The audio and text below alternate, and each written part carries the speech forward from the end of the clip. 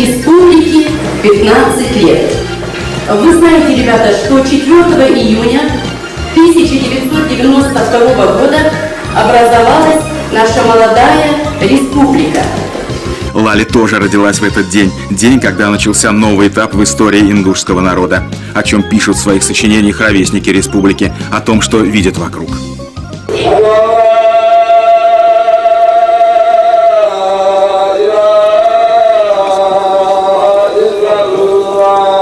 Мы находимся на земле безграничной доброты. Если здесь строится, в мусульманской стране строится православный храм, это есть показатель благополучия. Ну, видно было, что что-то необъяснимое, что-то вот исключительное произошло. Но не знаю я даже, как это объяснить. А это сбруя и газыри. Насечка золотом по стали. Это назывался черный кинжал. Отцы, матери, дети в ссылку выслали. В голоде, холоде. Даже никаких надежд в жизни не было.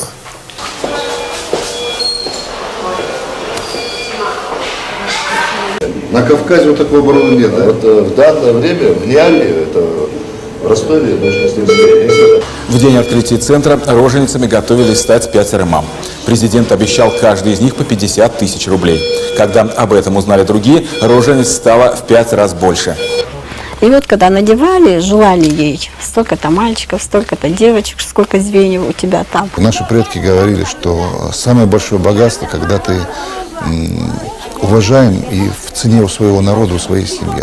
Любое уважение начинается с собственного дома, с собственного села, с республики.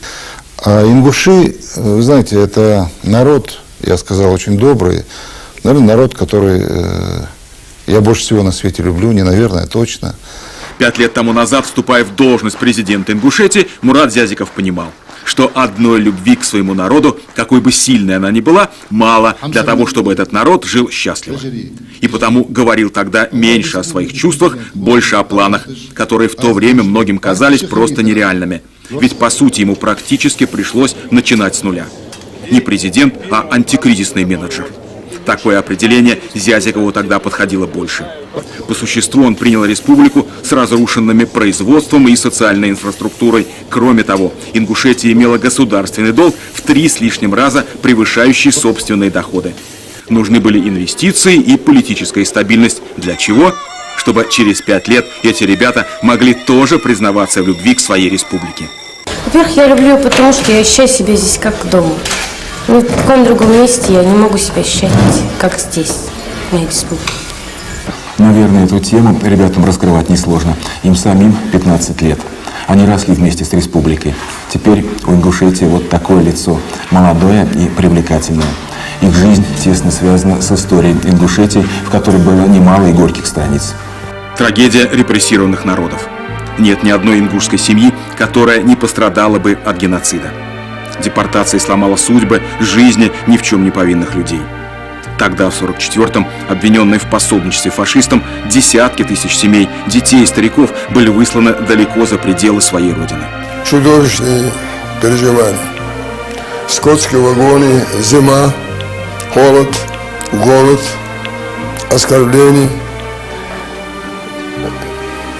О том, что ему пришлось пережить, Тагир Бекбузаров может рассказывать часами. Все его родственники погибли, так и не вернулись домой. Обратную дорогу осилил только он.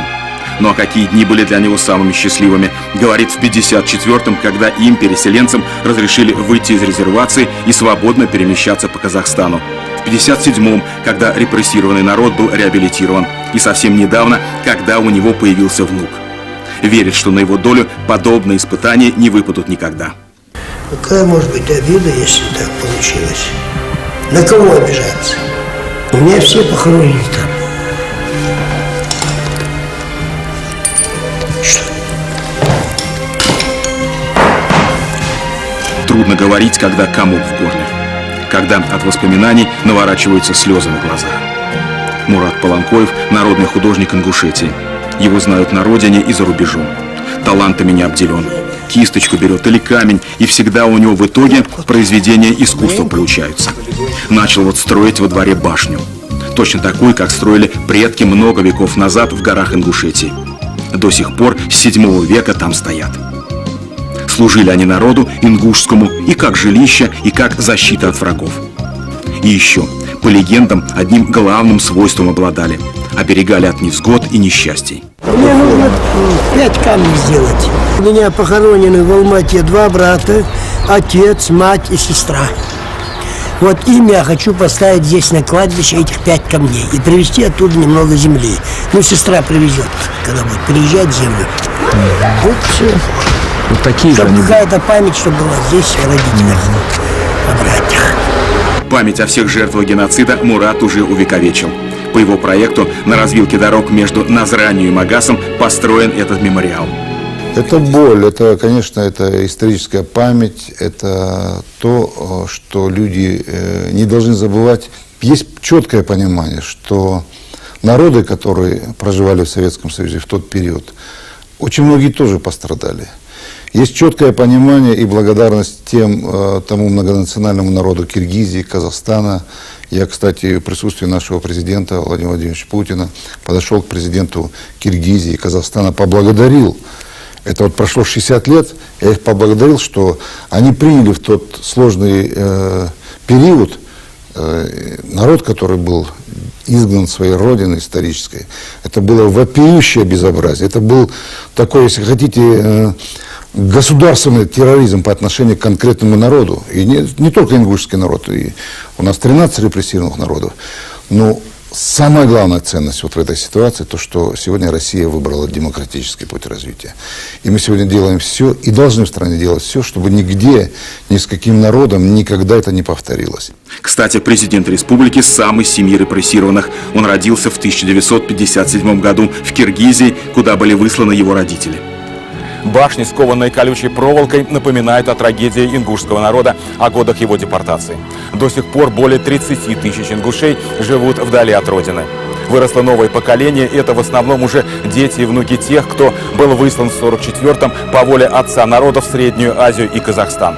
Но желание вернуться домой остается у многих из них, и республика готова их принять. Кстати, здесь, в Ингушетии, действует единственная на Кавказе программа по возвращению соотечественников, поддержанная президентом Путиным. Разумеется, без поддержки федерального центра решить эту задачу быстро и эффективно не удастся. Поэтому у нас есть соответствующие программы, есть определенные договоренности на уровне правительства с президентом Зязиковым, к которому я отношусь с большим уважением. И мы все это будем осуществлять, все это будет продолжаться.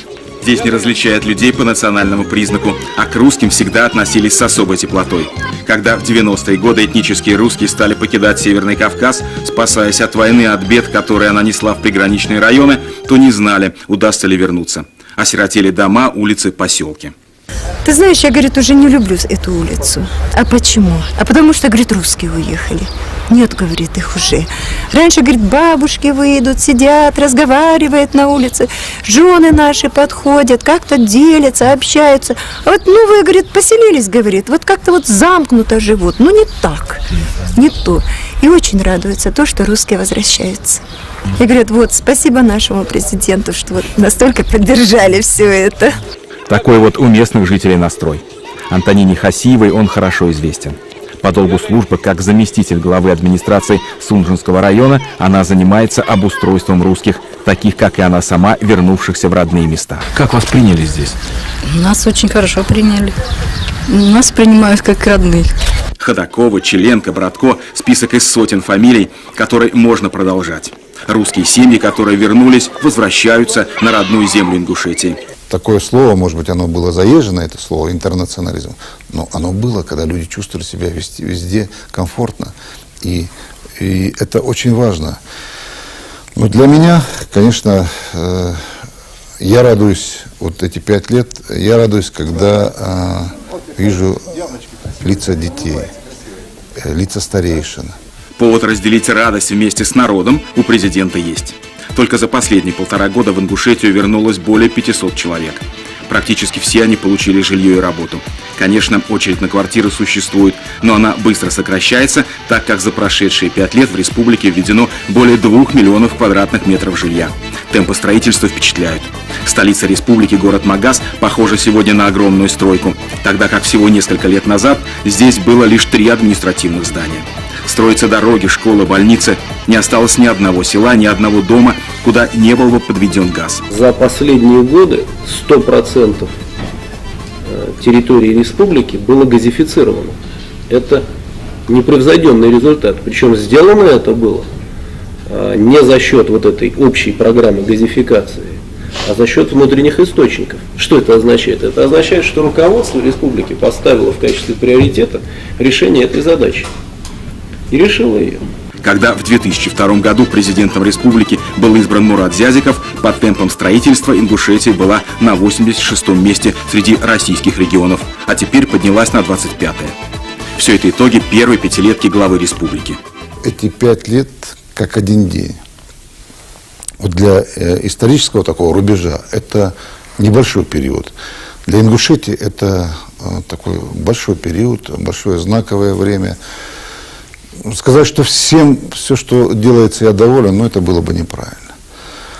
Но я знаю, что любой руководитель, если он вот пришел, не ворвался в политику, а пришел вот с Божьего благословения, с людской поддержкой, это человек, который...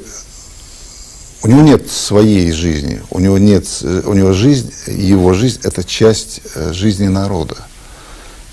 И наоборот. Конечно, многое удалось сделать, но самое главное, произошла консолидация людей. Республика Ингушетия самая молодая в Российской Федерации, и переживает она сегодня настоящий бэби-бум. Детей в Ингушетии становится все больше. Здесь самая высокая рождаемость в России. И случай уникальный даже для такого передового в плане увеличения населения края – рождения четверни.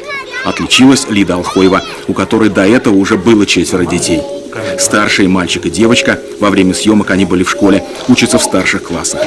Потом родились двойняшки Рамзан и Ася, им 13. И вот год назад у 38-летней матери на свет появились сразу 3 девочки и 1 мальчик. Общий вес новорожденных составлял 8 килограммов 400 граммов. Такого в Ингушетии не было последние 50 лет. Дети в этой семье рождались по системе 1-1, 2-4. То есть после двойняшек сразу родилась четверня. Но пример Лидии Алхоевой оказался заразительным, и ее подруга недавно родила тройню. Алхоевы – беженцы из зоны осетино-ингушского конфликта. 13 лет скитались по чужим квартирам. Теперь у них своя 5-комнатная. Ключи в многодетной семье вручал лично глава республики. Наше спасение, в общем. Вот так вот президент наш Мурат Магомедович Зязиков выделил нам квартиру. И, честно сказать, мы очень долго не могли вот с этим как-то вникнуть в это. Вот понять, что вот произошло это на самом деле. Вопрос демографической ситуации тоже, что это вопрос не просто там количество детей, сколько где появилось, а вопрос национальной безопасности. Россия, она всегда отличалась тем, что она была многонациональной, многоконфессиональной и многодетной. Мы знаем, что многодетные семьи, они бывают сплоченные, дружные. Средний возраст жителей республики 28,5 лет. При этом в Ингушетии самая высокая продолжительность жизни – почти 80 лет. У меня спрашивали, вот я был за рубежом во многих поездках в составе государственной делегации.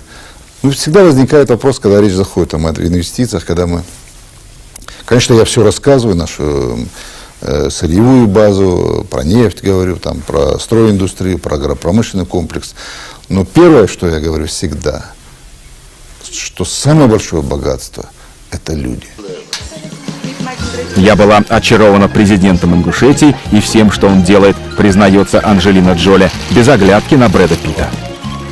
Хотите верьте, хотите нет, но в последнее время кражи невест в Ингушетии стали чаще. И я понимаю, почему, оказавшись рядом с такой красавицей. Вы хотите, чтобы вас украли? Нет. Отворот-поворот. Как украсть невесту и избежать кровной мести. Я давний друг России, жалею, что до сих пор не побывал в Ингушетии. Пьер Карден мечтает приехать на Северный Кавказ. Для любого ингуша родовая башня – это все-таки начало-начал. Это то, к чему в конечном итоге возвращаешься. Это то, когда происходит переоценка ценностей, и когда какое-то ты решение принимаешь, все равно ты думаешь, а что по этому поводу могли думать твои предки, а как вот поступили бы они. Камень в основании башни дороже любых драгоценностей. О людях и обычаях, нравах и традициях ингушского народа в нашей следующей программе.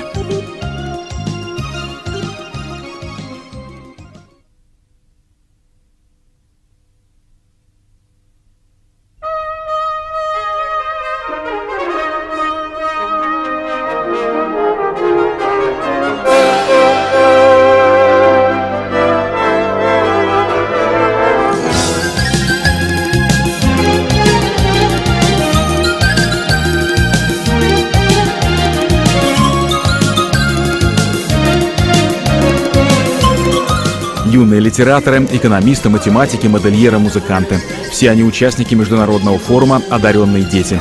Их чествуют в колонном зале Дома Союзов. Из одной только Ингушетии 58 детей. Ровно столько талантов и надежд. Больше всех. Наверное, потому что республика сама очень молода. В эти дни она отмечает свое 15-летие. Мы были в номинации хореографический, а номер был танец башлыком. Раньше девушки дарили парням башлык, вязали сами и дарили парням. Я заняла гран-при в номинации «Литературный салон» глаголом «Жечь сердца людей». Этот форум заставил нас поверить в то, что мы действительно будущее России, что от нас зависит будущее нашей страны и жизнь дальнейших поколений. Я их принимаю как национальных героев. Вот, понимаете, как национальных героев России и Ингушетии. Если спрашивают вот у кого-то, что такое счастье, вот как вы это понимаете, вот для меня это сегодня, как для регионального руководителя, это большое счастье. То, что вот мои сегодня детишки с республики, они сегодня на этой такой главной сцене представляют Ингушетию. Они сегодня еще раз заставляют говорить о самом молодом субъекте Российской Федерации и говорит о том, что у нас большое будущее. Большое будущее вместе с Россией, которое неотделимо от прошлого. Президентский дворец. На крыше реют флаги России и Ингушетии. А вообще первая документальная запись дружественных контактов русских и ингушей относится к 1567 году. Тогда Иван Грозный начал прокладывать дорогу на Кавказ. А в 1744 году Екатерина II повелевает всячески способствовать единению с Россией ингушей как наиболее лояльных и ищущих ее покровительства. А уже через четверть века документ о вхождении в состав государства российского был подписан недалеко отсюда, на склоне Согласия. В марте 1770 года ингушские старшины собрались для подписания документа вблизи селения Ангушт.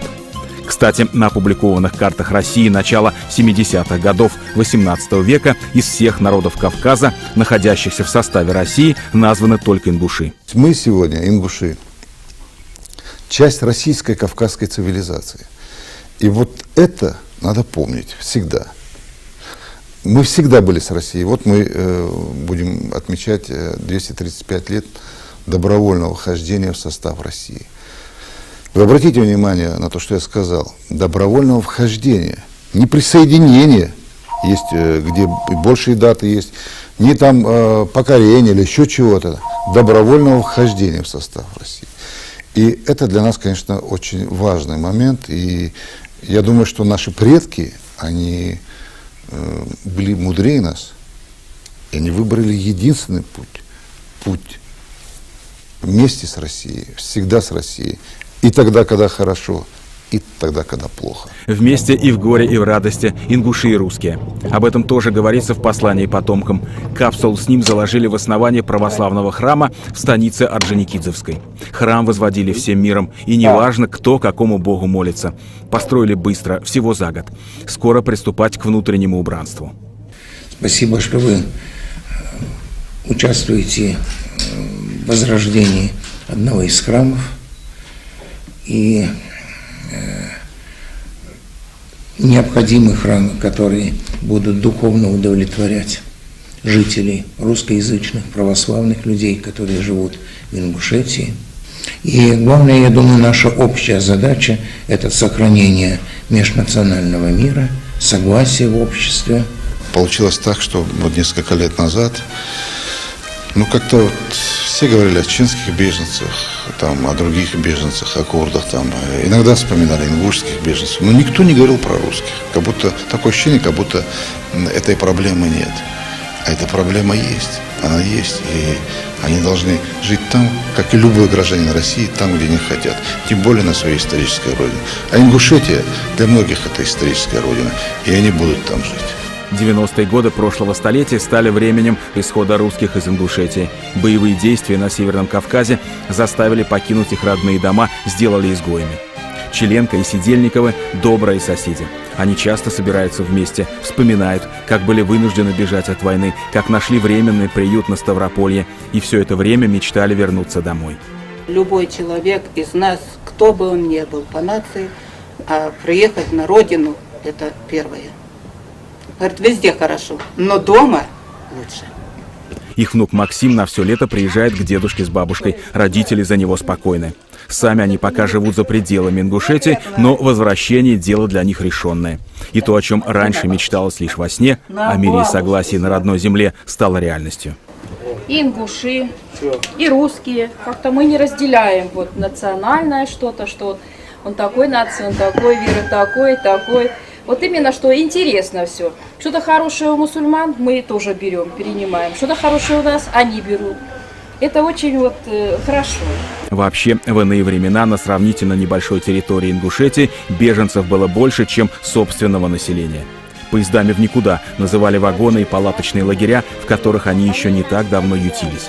Сегодня ситуация кардинальным образом изменилась. Палаточные городки остались только на архивных фотографиях. Во времена Чеченской войны, во времена конфликта в пригородном районе сюда хлынул огромный поток беженцев. И мы, несмотря на национальность, на религию, мы хотели и помогали всем, кто попал сюда. Всех как могли согрели, накормили. Там были и украинцы, и русские, и армяне, и чеченцы, и ингуши. Все национальности там были, всем мы и помогли. За 5 лет, прошедших со дня выборов президента республики, удалось сделать, казалось, невозможное – справиться с проблемой, о которой многие иностранные наблюдатели говорили не иначе, как о гуманитарной катастрофе. За последние 5 лет то, что произошло, это, конечно же, колоссально. Может быть, в самой республике до конца это не понимают, но то, что мы видим со стороны, для нас эти изменения, они имеют принципиальное значение. Повышается уровень жизни, повышается интеграция республики в общероссийские дела. Вес республики усиливается на Кавказе, и это отрадно. Вес республики усиливается и на международной арене. Ингушетию единогласно принимают в Ассамблею европейских регионов, престижную международную организацию Совета Европы. Его представители на месте оценивают ситуацию.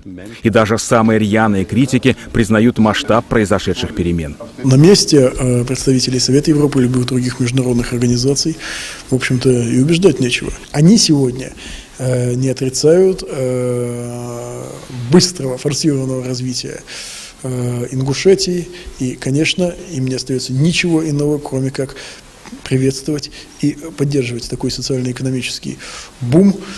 Планы совместных проектов обсуждаются в московском правительстве. Приоритет – строительство жилья.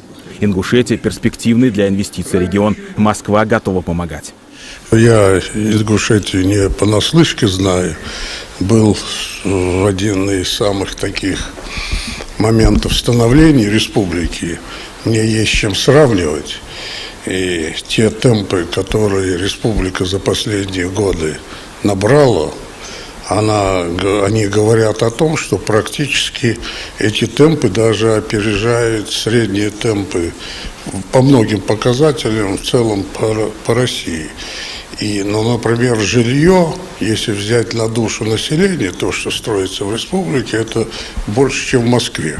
И, конечно, свой опыт в строительстве, который я имею, я постараюсь использовать для помощи республики, для взаимодействия с республикой. Особенно все, что касается решения социальных вопросов.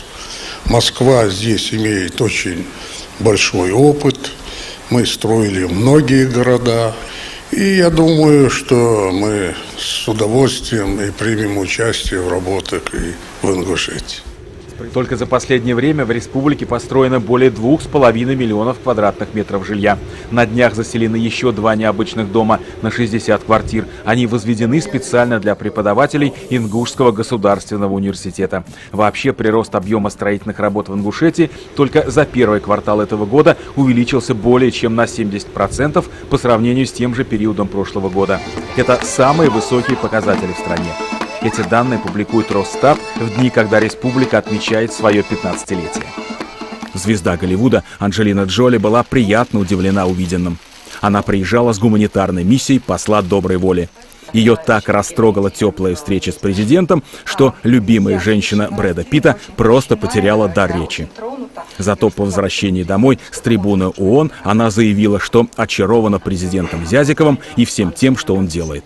Безусловно, Анджелина Джоли и другие кинодивы, они очень красивые, и мы общались, но у нас в Ингушетии, в России очень много красивых женщин, и даже многие есть и красивее, хотя я думаю, что это она не услышит, Анджелина Джоли. Но, тем не менее, у нас очень такое трепетное отношение, доброе отношение к женщине, потому что женщина – это мать, это сестра, это подруга, это то, с чего начинается жизнь. Жизнь этого малыша началась всего месяц назад. 3-й ребенок в интернациональной семье. Николай Галибегашвили – грузин, Ольга Бородина – русская, а жить они приехали в Ингушетию. И, наверное, дорогого стоит, когда русская мать говорит о своих детях так. Ну, они-то вообще коренные ингуши. Они оба, вернее, не оба уже, а 3, они все рожденные здесь. О корнях ингушского народа, о его прошлом и настоящем новая книга Мурата Зязикова, которая вышла в Париже. Она называется «Ингушетия. История, культура и традиции». Получил огромное удовольствие, прочитав книгу. До этого я, честно говоря, не имел представления даже о том, где находится эта республика. Что-то слышал о Северном Кавказе, где неспокойно. Теперь понимаю, как мало мы знаем об этом замечательном крае. Признаюсь, история и культура народа Ингушетии меня тронула до глубины души. В общем, для меня открылось новое знание о республике и о ее президенте Мурате Зязикове, который написал эту книгу, обладая без сомнения любовью к своему народу, глубокими знаниями истории и от чистого сердца.